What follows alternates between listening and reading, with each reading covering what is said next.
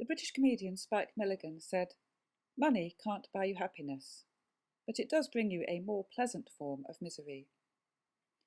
In his new book, The Unwritten Laws of Finance and Investment, Robert Cole brings this and many other sayings together to give us valuable advice on how to live a better life financially. Money can't buy you love, he writes. Good investors avoid becoming emotionally attached to their investments because they know their affections will not be reciprocated. Sounds obvious, doesn't it? But many don't follow this rule. Robert continues, "Nor is it wise to stick with an investment for sentimental or irrational reasons, out of misplaced loyalty or because of past associations."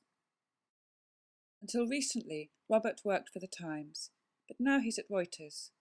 We met at one of the most famous churches in the City of London, St Michael's, Cornhill. This church maintains a humble presence amid the financial splendour of the glories that surround it. Well, it's a little book, and it comprises about 100 or more little laws of finance and investment, common sense, little rules of thumb for anybody who's trying to approach investment in a sensible, straightforward and honest kind of way, really. What made you write it?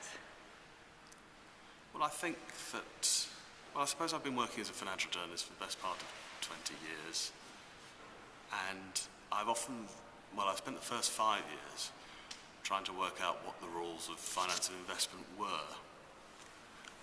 I felt myself rather to be drowning in a whole load of jargon, funny words and silly concepts. Such as? I don't know. Such as, the Companies Act and the rules of the stock market and what indexes were and how companies' accounts worked and what write-offs were and impairment charges and how a share price related to a company and how a company related to its employees and what it did. Anyway, after 5 years or so, and increasingly since, I began to appreciate that the underlying laws were incredibly simple, perfectly straightforward, common sense ideas, and that the relationship between money and finance was very direct, with sort of very straightforward modes of common living, of morality, for want of a better word, really. Reading your book, it seems to me a lot of it could be summed up by the commandments, in fact. Don't be greedy, don't lie. Yes, that wasn't an intentional. That wasn't intentional. I didn't go into the book with that kind of plan, and I didn't come out of it thinking that was an observation, not an observation I would have made. But I think it is relevant since you raise it, and goes back to the central point, where there's an unerring truth in those commandments, which is just be nice to people and behave properly, and things will turn out for the best, probably. There are no guarantees. And so those commandments are meant to be there, surely to guide us, and in a very different kind of way, but with the same very broad ultimate aim. This book is meant to do the same kind of thing. It's coming out at a pertinent time as the country still tries to recover from the financial catastrophe. And I think the catastrophe that happened on a national and international scale was reflected in many people's personal lives as well. And was that a coincidence that your book coincided with that? Because I think many people take a lot of comfort in the simple but clear and almost obvious points you make, except for not many people have made them before, if anybody, in quite that way. Well, the fact that it came out recently is more of a coincidence than design. It was commissioned before the credit crunch. It's been the culmination of an ambition I've had over 10 or more years. So that's a coincidence. And it's useful because the credit crunch has brought these matters into people's sort of consciousness. But the simplicity is enduring, and the laws that I refer to in this book are enduring, and they're therefore, if you like, all time. And they are particularly pertinent in the last couple of years because most of them, a lot of them, were broken by some very powerful people who ought to have known better, and if they ever knew them in the first place, had forgotten them. So it comes at an appropriate time, a relevant time, because it shows up what kind of mistakes were made.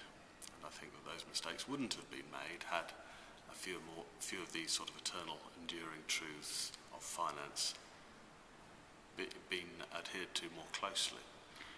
What would you say to individuals who are struggling to get their own financial affairs in order now that the spend years do finally seem to be over? Well, I think that things go wrong in finance for two reasons, mostly. There are two big reasons. The first is straightforward fraud. The first is straightforward fraud and dishonest behaviour. And allied to that, you could say negligence and ignorance. Those are actually, they're significant, and those are the ones that make a lot of headlines. But I think they're in a minority, actually. The reason that people get into problems financially is because they borrow. They borrow too much. Companies get into trouble because they borrow too much. Banks get into trouble because their lending becomes imprudent. And that's the reason most things go wrong, is because there's too much debt. Now, so if you're looking to sort out your own finances, the first thing to do is not to be in debt. And if you're not in debt, then things, by and large, are much easier and much simpler and can't get worse. That's the thing about debt, is that things can get worse and go badly wrong and go negative, if you like, very quickly. If you're not in debt, the least you can do is rumble along, get by. But there's an important sort of added bit to that, and that is to stress that debt in itself is not wrong, in my view. In fact, it's very right.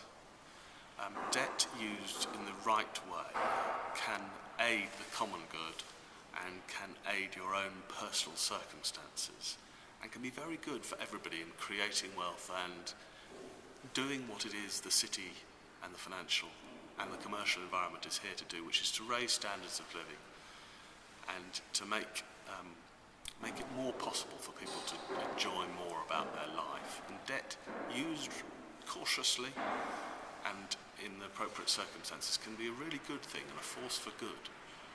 But when it goes wrong, it can go wrong very badly. So really it's neither a lender nor a borrower be, but according to your circumstances? Well, I'm not sure about that, actually. It's actually be a lender and a borrower, because in that way you also tie yourself into other people and other people's welfare, and you help other people improve their circumstances, and you help invent things. You help money. We wouldn't have some of the most lovely things we have. We wouldn't have this church if it hadn't been for the money that was created. You wouldn't have mobile phones. You wouldn't have video cameras. You wouldn't have all sorts of things. You wouldn't have longer lives, actually. You wouldn't have burgeoning populations if it wasn't for money. But the important thing to appreciate about money in itself is that it's only a utility. The money is like gas in a pipework system. It can be quite flammable and quite dangerous. But it's what it's used for that's important, and the exchange that's there. So I'm rambling a bit, but the point is that finance is and the city is like a pipework system. Money is what flows through that pipework system, like a gas or like water that everybody needs. The important thing about money is to appreciate that in and of itself it has no value whatsoever. It only has value as the representation of people's efforts and ideas. And has the book made you rich? No. Keep it simple is one of Robert's little headings, or as I prefer to say to myself every morning, keep it simple, stupid, or kiss. Albert Einstein said, if you can't explain it simply, you don't understand it well enough. Robert writes, it is excellent discipline to test anyone, including yourself, against plain-as-day criteria. Could you explain to someone else why you decided to invest or not to invest? Would your partner in conversation or an 11-year-old child find the explanation convincing? Exotic ingredients may be exciting, but simple truths almost invariably lie at the heart of sound finance and good investment. Robert continues, simple things are not necessarily simplistic. It is tempting to mistake complexity for sophistication and sophistication for quality. I might add that many journalists fall into this trap and could learn from this lesson in their writing as well, including, I'm sure, myself. Robert continues, most, if not all, sound investments are based on simple, powerful, and logical truths.